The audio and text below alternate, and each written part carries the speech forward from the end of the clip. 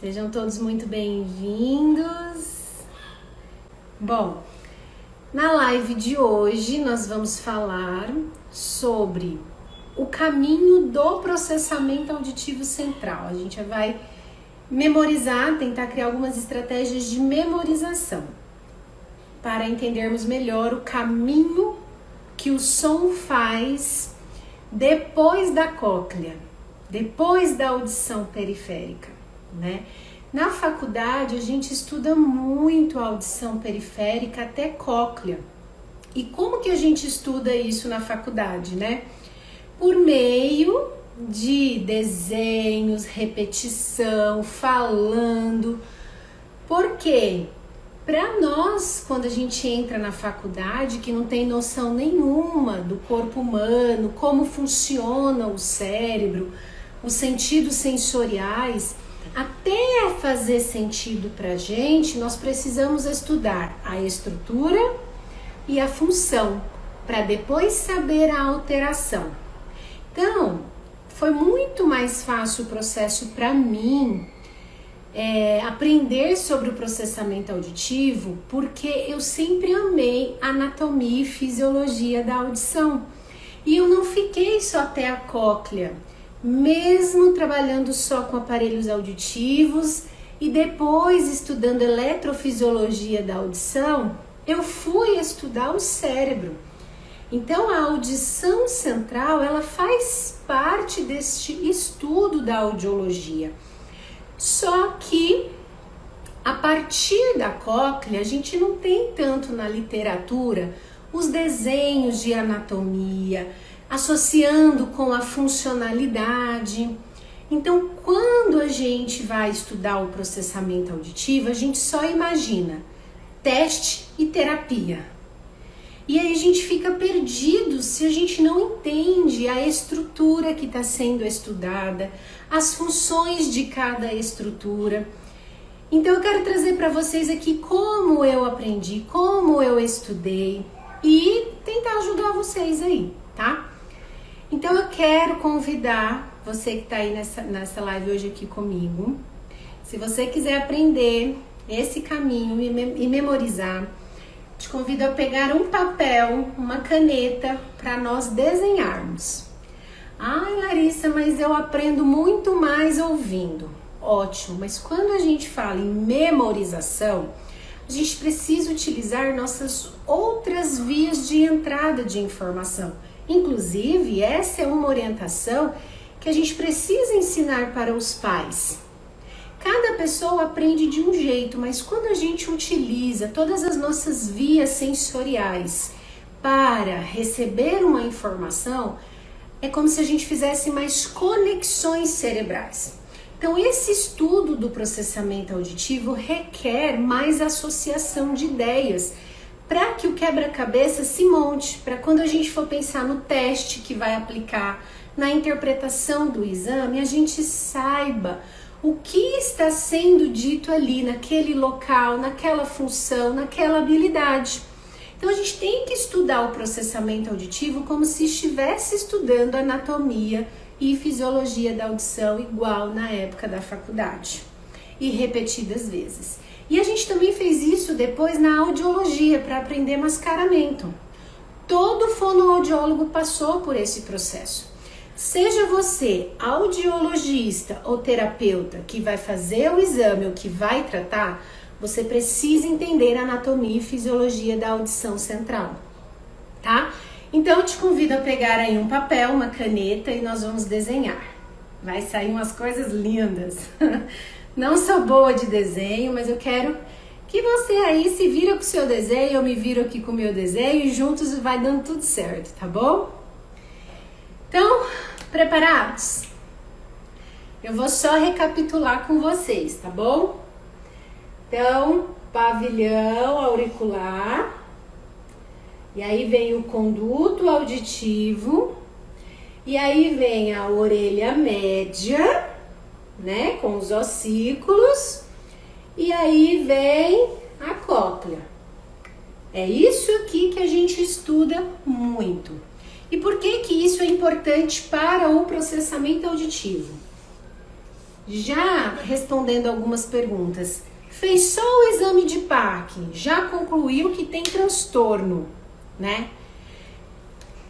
Olha só, não tem como, tá? A gente só fazer o exame de processamento auditivo. A gente precisa dessas informações que vêm antes, tá? Estão pedindo para eu tirar o chat. Eu não sei tirar o chat. Tá incomodando vocês? Ou é só uma pessoa? Me dá um feedback aí, qualquer coisa vocês me ensinam. Olha meu vizinho. Qualquer coisa vocês me ensinam a tirar o chat. Mas posso deixar o chat? Vocês me dão um feedback aí, tá? Mas então vamos lá, vou seguindo aqui enquanto vocês respondem para mim. Para o exame de processamento auditivo, qualquer paciente que a gente atende no consultório, nós precisamos saber como que está essa entrada da informação. Só que a audição, ela não para aqui, tá? Ela não para. Então a gente precisa olhar, fazer a meatoscopia. Todo fonoaudiólogo precisa fazer a meatoscopia. Então como que tira o chat, gente? Eu aprendo. Pronto, mas aí eu me sinto isolada do mundo. Vamos lá então, depois eu ativo, tá? Então, pavilhão auricular tem a função de captar o som. Conduto auditivo externo de conduzir esse som. Audição média de ampliar o som. E a cóclea de interpretar nas frequências, de ouvir as frequências desse som. É muito pouco o caminho, a gente está só no começo. Depois vem a ponte, tá? Quando vocês me perguntam, Lari, o Bera é importante? Sim, gente, porque o Bera é a ponte, certo? É uma estrada. Gravem bem esse caminho, estrada. É uma ponte e uma estrada primordial para o som chegar até o cérebro.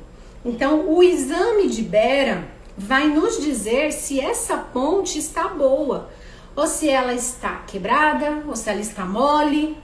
Porque se a ponte estiver com algum problema, mesmo a gente sabendo que não é comum uma criança ter neuropatia auditiva, só que é possível e a gente não pode olhar para a cara do paciente e achar que ele não tem cara de ter uma neuropatia. Ainda mais se tratando de crianças que estão em desenvolvimento de fala e linguagem, a gente está ali tratando isso, que depende exclusivamente dessa ponte, tá? Então o Bera é importante. Toda a audição periférica e o Bera já são partes da bateria da avaliação do processamento auditivo. Então, se você receber um paciente só com o exame de PAC, não é conclusivo, tá? Pode estar tudo certinho? Pode, mas quem me garante que não há um problema antes que faça com que todo o resto esteja alterado, tá? Então, depois que a gente viu, estudou e a gente sabe que o som ele passa por essa ponte estrada,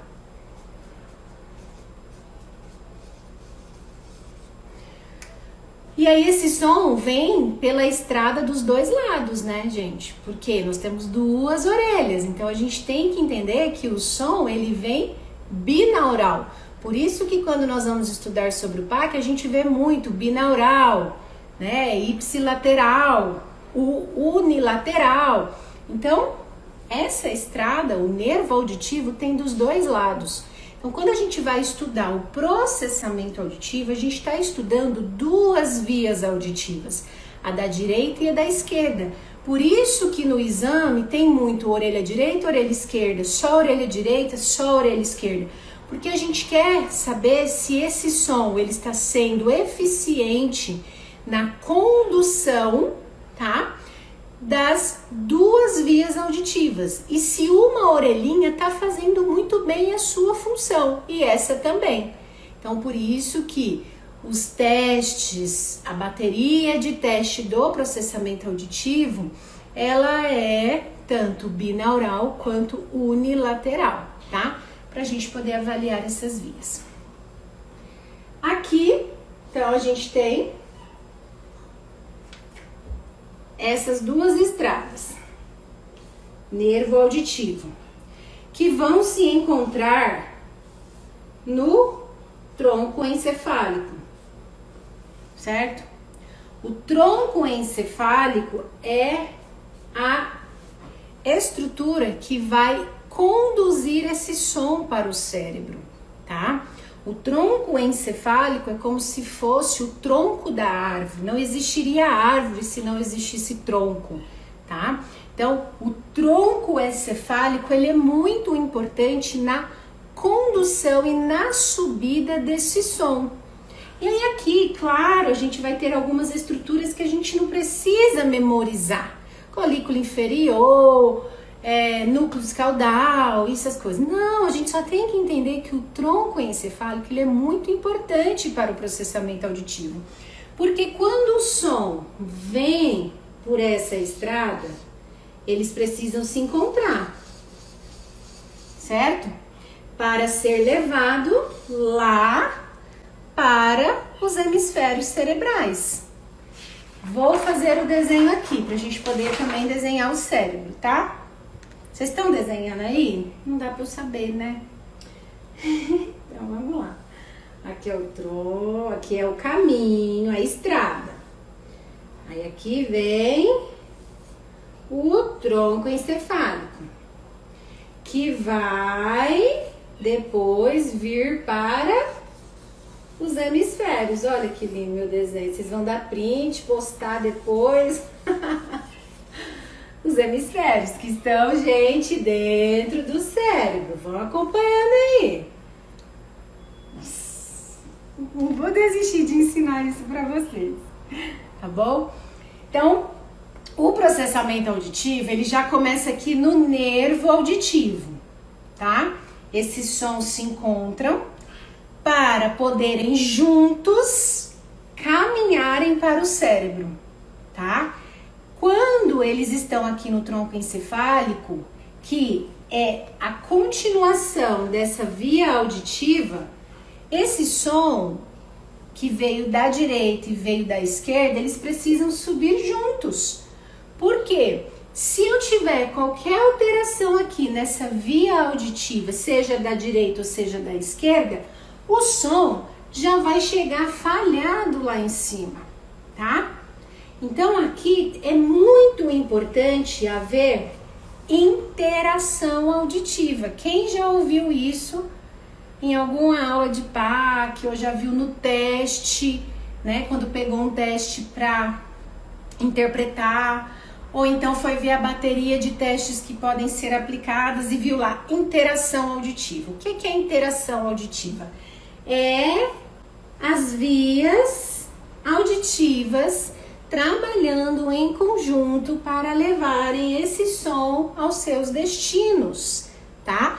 Porque depois que eles caminham junto, que eles se encontram, tá? Esse som vai lá para o hemisfério, mas cada um vai para o seu lugar. É nesse momento que eles têm que caminhar junto. Então, existem os testes que avaliam interação auditiva. E por que é importante avaliar a interação auditiva? Porque, como eu já disse, se tiver uma falha nessa condução conjunta do som, nós vamos ter uma dificuldade de integração das informações lá em cima, tá? E tendo uma dificuldade logo de entrada, a gente precisa saber, será que eu consigo só com treinamento auditivo melhorar isso? Qual está sendo o reflexo dessa dificuldade na vida do paciente? Por mais que a gente receba um teste alterado que mostra lá interação auditiva alterada, eu vou tratar a interação? Sim, mas com foco na queixa do paciente. E nem sempre a queixa dos pacientes que têm uma dificuldade de interação vão ser a mesma. Por isso que não dá para a gente pensar em exercícios universais, para a gente pensar em tratar só o exame. É necessário ter um bom exame feito e alguém que entenda da interpretação, mas entenda também desse paciente no dia a dia e da queixa. vocês gravem os nomes aí, porque no final eu quero contar uma coisinha pra vocês que eu estou pensando em criar. E eu vou querer o feedback de vocês. Então aqui é a estrada. Seria ótimo se eu tivesse de outra cor de caneta, né, gente? Mas eu não tenho. Então a estrada, né? Aqui é o caminho que esse som da direita e da esquerda, eles precisam caminhar juntos como irmãos, interação. Pensa nas crianças que têm dificuldade de interação, que eu falo muito em linguagem.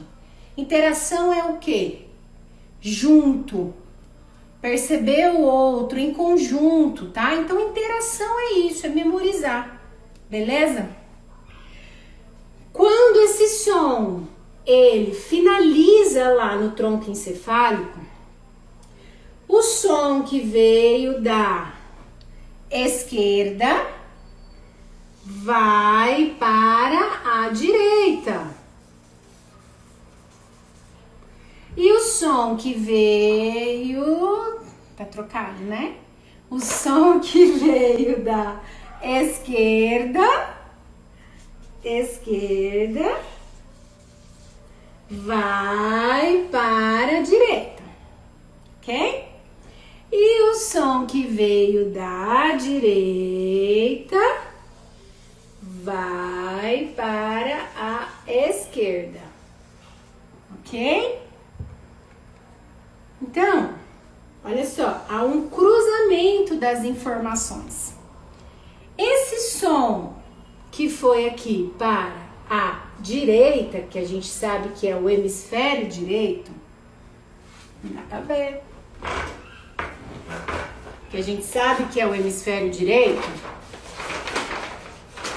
E esse som que veio aqui, que é o hemisfério esquerdo, eu chamo esse momento aqui que tem que haver uma decodificação do som, tá? O som deixa de ser uma informação puramente auditiva para ser reconhecido como fala. Então aqui a gente sabe que quem reconhece, quem decodifica o som é o córtex auditivo primário, que existe no hemisfério direito e no hemisfério esquerdo. Eu costumo chamar o córtex auditivo primário de pedágio. Por quê? Só vai seguir viagem se passar pelo pedágio. No pedágio tem que haver o reconhecimento, tem que haver a decodificação, tem que haver a percepção de tempo, tá? Então, se houver uma falha aqui na recepção deste som, na decodificação desse som, vai haver uma dificuldade no reconhecimento e interpretação de fala. Aqui é uma informação puramente auditiva. Aqui já passa a ser reconhecido como fala, porque é a função do córtex auditivo primário. E aí dentro da bateria de testes, nós vamos ter testes que avaliam as funções que são feitas aqui, tá? Não vou falar de teste agora, eu quero que vocês entendam esse caminho que eu criei, tá? Fazendo essas analogias para quando vocês visualizarem o processamento auditivo, vocês entenderem desse caminho, ok? E aí a gente sabe que o hemisfério direito é o hemisfério não verbal, certo? Que é responsável pelo lado abstrato, sentimental, emocional, prosódico de fala, ok? Não verbal. Não verbal. E o hemisfério esquerdo é o hemisfério verbal, responsável pela linguagem, 90% das pessoas. Por isso que a maioria das pessoas são destras, porque essa informação, ó, ela vai rapidamente lá para a área da linguagem, tá? Só que bastaria eu ter apenas essas habilidades boas e essa aqui não? Não. Eu preciso ter uma integridade, eu preciso ter essas informações se conectando para eu poder compreender de fato a mensagem. Igual aqui, eu estou passando uma mensagem para vocês. Pelo jeito que eu estou falando, vocês entendem que eu estou ensinando. Eu não estou brava, eu não estou falando assim com vocês, entendeu? Eu também não estou falando assim, triste, apática. Então, a prosódia, o jeito que a pessoa coloca a entonação na fala, passa uma mensagem também. E nós só conseguimos interpretar as informações porque nós temos o nosso lado não verbal associando com o verbal. Então, o tempo todo a gente está fazendo essa associação interhemisféricas, tá? De informações. Para ver o quê? Para ver o quê? Integração das informações. Integração é junção, tá? Conexão, eu integrar com o outro, tá? Junção. E aqui a gente sabe que tem outra ponte muito importante, que se também tiver uma falha nessa ponte, como pode haver lá no início, no nervo auditivo, as informações não vão se integrar. Por isso que o processamento auditivo é tão difícil, gente. Porque se a gente não memoriza esse caminho, se a gente não entende as estruturas... Lari, como que você aprendeu tudo isso? Gente, não foi em um livro específico me ensinando isso. Foi estudando anatomia, cada estrutura. E muito dessa anatomia a gente não encontra dentro de livros de fonoaudiologia. A gente encontra em atlas, a gente encontra inclusive em estudos da neuropsicologia.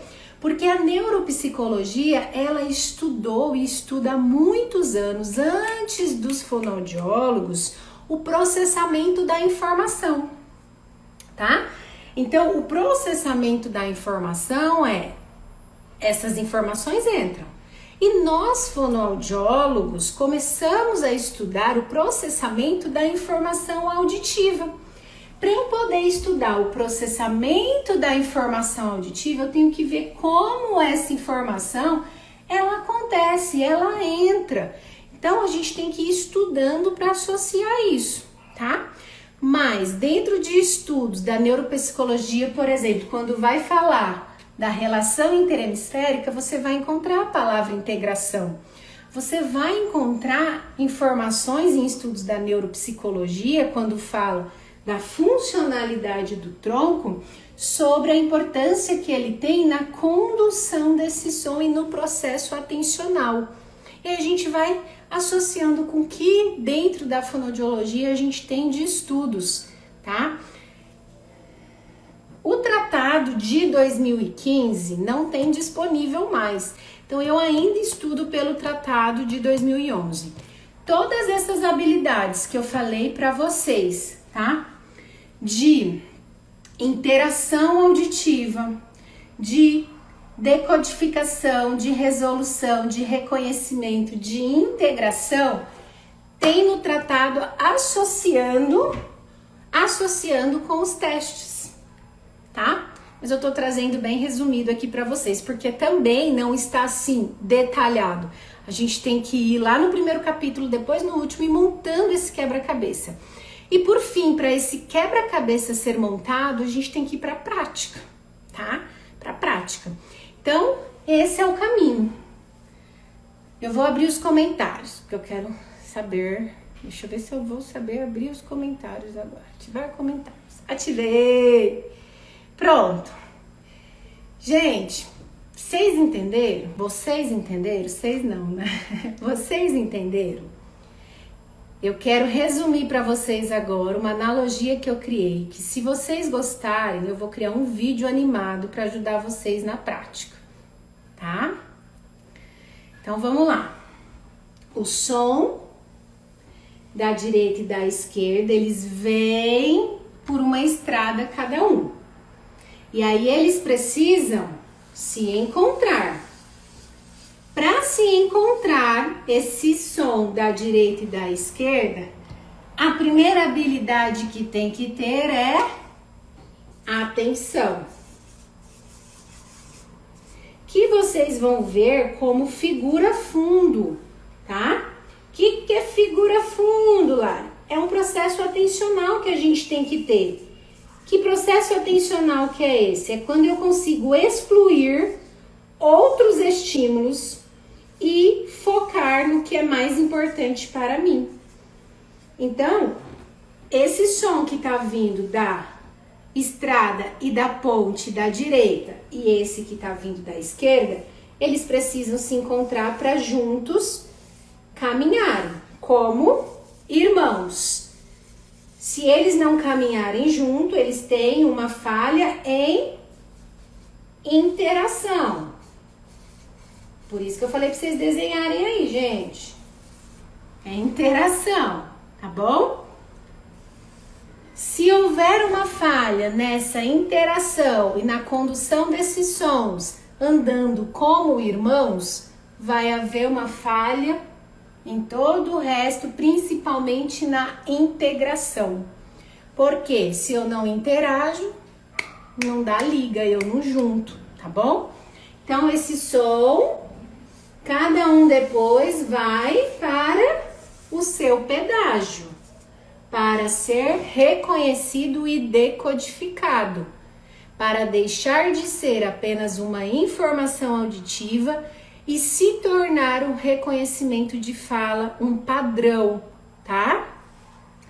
Quando é decodificado e reconhecido aqui na região, no córtex auditivo primário, que é o pedágio que recebe e decodifica para permitir essa integração, eu vou ter um bom reconhecimento, eu vou ter uma boa interpretação de tempo.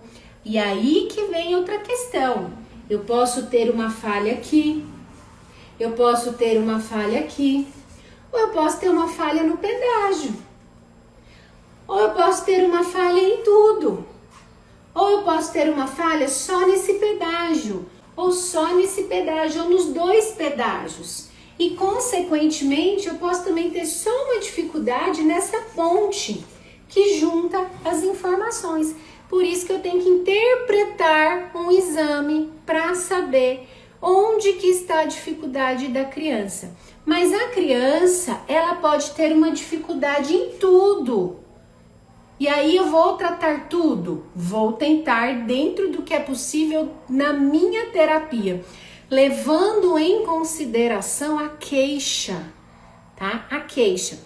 E aí, posso excluir questões de linguagem, de cognição e de memória?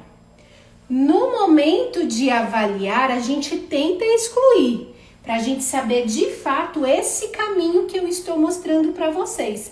Mas o terapeuta que vai tratar, ele não vai tratar o exame, ele vai tratar a queixa. E aqui a gente só está falando de 2 hemisférios que são importantes para o processamento da informação, mas o nosso cérebro não tem só 2 hemisférios, né? A gente tem hemisfério frontal, a gente tem hemisfério occipital e outras coisas mais que muita gente ainda nem descobriu, está em estudo ainda. Então, quando a gente vai estudar um paciente para tratar, a gente leva em consideração o que o exame nos mostra, mas a gente tem que pensar como o cérebro dessa criança funciona. Por quê? A gente quer saber como essa criança aprende, porque ela vai ter uma queixa, ou na comunicação, ou no aprendizado escolar, certo?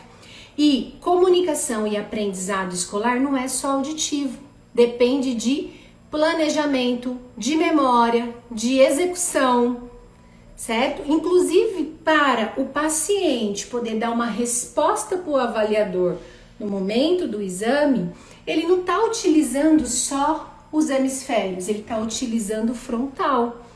Então, por isso que o avaliador precisa observar o comportamento da criança, a dificuldade de memória. Só que a gente tem que tomar cuidado como colocar no relatório para ele ficar o mais objetivo possível dentro das funções auditivas. Só que o terapeuta, ele precisa dessas informações que não estão no exame. Então, por isso, fazer uma avaliação de linguagem ou entrar em contato com quem avaliou. É isso que é importante para o bem do paciente e para o bem da fonoaudiologia, porque não existe a diferença entre audiologista e terapeuta. Existe um trabalho que cada um precisa executar para ser junto, para o bem do paciente. Vocês me entenderam? É isso, gente. Conseguiram entender? Pareceu uma árvore, né? Um tronco, ok? Então, estrada, caminhar como irmãos, esses sons, porque tem que haver interação, tem que chegar no pedágio e ter reconhecimento e decodificação no tempo certo, tá? Porque se um pedágio ou outro tiver lerdo, já era a integração da informação. Assim como se esses pedágios estão trabalhando junto, mas eu tenho um problema aqui na ponte que a gente sabe que é o corpo caloso, também vamos ter uma dificuldade. Transtorno do processamento auditivo não é deficiência.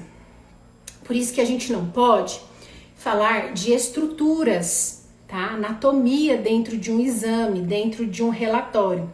Mas quando a gente estuda e a gente trata um paciente, a gente tem que saber por onde esse som percorre. Então a gente não pode deixar de estudar anatomia e falar com os profissionais da área, principalmente os profissionais que andam fazendo a solicitação, médicos, psicopedagogos, sobre isso.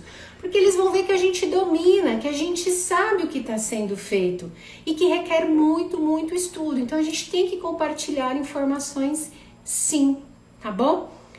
Bom, espero ter ajudado vocês. Querem mandar perguntas? Vamos lá, mandem as perguntas para a gente abrir um pouquinho para encerrar.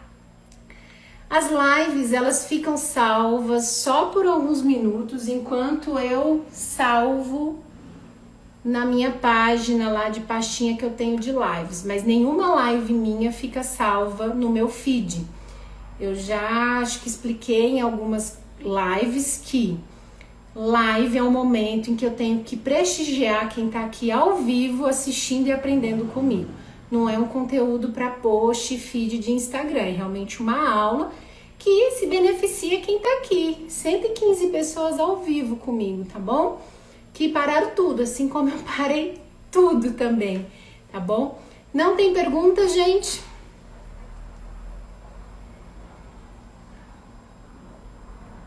Então eu vou responder uma pergunta. Me perguntam muito, Lari, quando que é transtorno? Quando é imaturidade, né? Gente, assim como nós atendemos crianças pequenas, quando terá o curso de PAC? Próximo mês, tá bom? Mas antes de abrir as inscrições do curso, a gente vai ter uma bela novidade para todo mundo, um presente, e aí eu conto já, talvez semana que vem, tá bom? Mas, como eu estava dizendo, a gente atende uma criança no consultório com problema de fala e linguagem, né? Porque as crianças que chegam para o nosso consultório para terapia de fala e linguagem, elas ainda não completaram todo o amadurecimento dessas estruturas, elas estão em desenvolvimento. Mas a gente já parte do pressuposto que, se está havendo uma queixa na fala e na linguagem, essas habilidades precisam ser estimuladas porque são fundamentais para a comunicação, é a principal via de entrada da informação para o aprendizado da fala e da linguagem, ok? Então, após os 7 anos, essas habilidades a gente já espera que estejam maduras, que já estejam em pleno funcionamento dentro do que é esperado para a idade, ok? Agora, assim como a gente pega uma criancinha que já era esperado ela estar falando de um jeito, organizando o pensamento de um jeito, e a gente vai ver a diferença do que essa criança tem para o que é esperado para a idade, está muito distante. Então a gente já pensa em um transtorno. Por quê? Eu preciso estimular mais habilidades nessa criança para ela alcançar o que é esperado para a idade. Estimular as habilidades para ela alcançar, porque ela está em desenvolvimento, tá? Então ela, mesmo tendo um transtorno do desenvolvimento de fala e linguagem, ela está em desenvolvimento e a gente vai estimular, sabendo que a idade que ela tem e o que ela está adquirindo e apresentando nesse momento está um pouco aquém. É a mesma questão no transtorno do processamento auditivo em crianças, tá? Se eu recebo uma criança com 7 anos, eu parto do pressuposto que ela está com uma imaturidade nesse desenvolvimento. Eu recebo uma criança com 9 anos, eu já parto do pressuposto que ela possivelmente precisa ser mais estimulada, porque a idade do que é esperado lá para 7 anos, para esse amadurecimento, já está mais distante. Mas quer dizer que vai ser permanente, que vai ser deficiente na vida dessa pessoa? Não. Todos nós precisamos desenvolver e melhorar muitas habilidades nossas de entrada da informação. Quantas pessoas não conseguem acompanhar uma conversa e precisam ficar escrevendo? Quantas pessoas ficam ouvindo e daqui a pouco não entenderam nada? E isso limitou a vida delas? Não. Só que por que a gente procura ajudar e tratar logo isso na criança? Para que não vá virando uma bola de neve, interferindo em outras áreas da vida dessa criança. Porque nós aprendemos pelos 5 sentidos sensoriais. E no processo escolar, o sentido sensorial mais requerido da criança é o auditivo.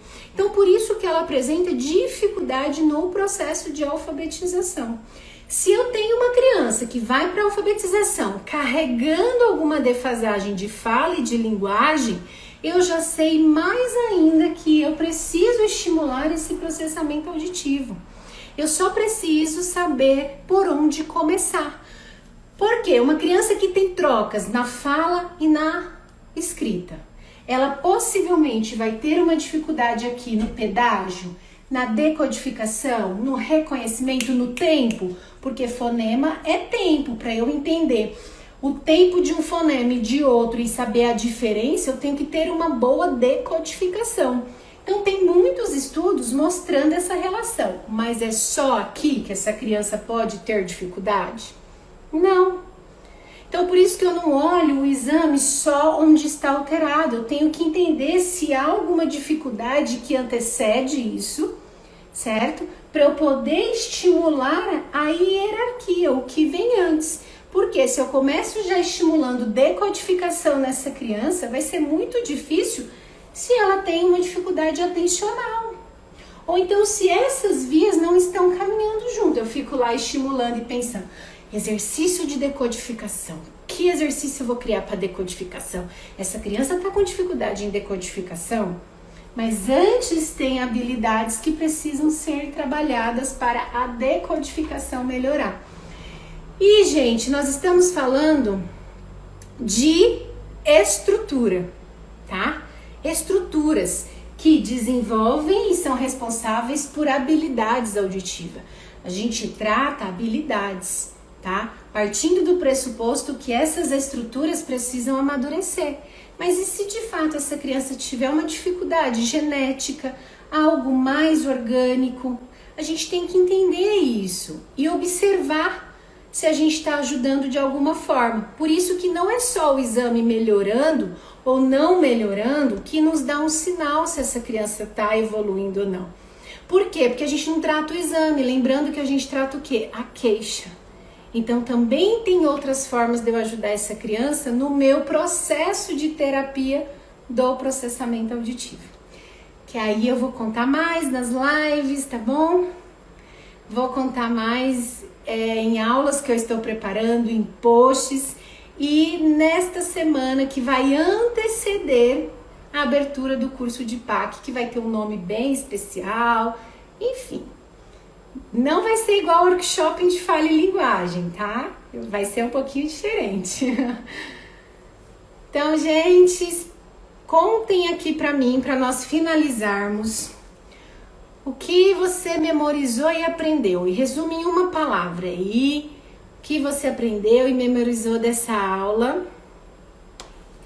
A automatização de fonema, Cíntia, depende do processamento, tá? A automatização de fonema.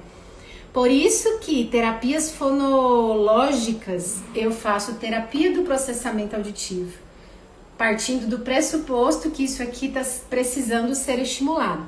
Por isso que eu não preciso de exames antes dos 7 anos. Eu já parto do pressuposto que eu tenho que estimular tudo isso aqui, mas entendendo a hierarquia, ok?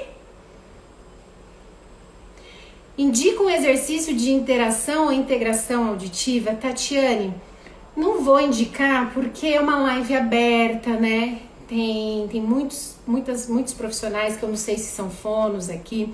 E lembrando, se eu te ensino um exercício aqui para interação e para integração, você vai ajudar seu paciente? Não, porque não é um exercício que faz uma boa terapia, não é um exercício que dá o sucesso e resolve o problema do paciente.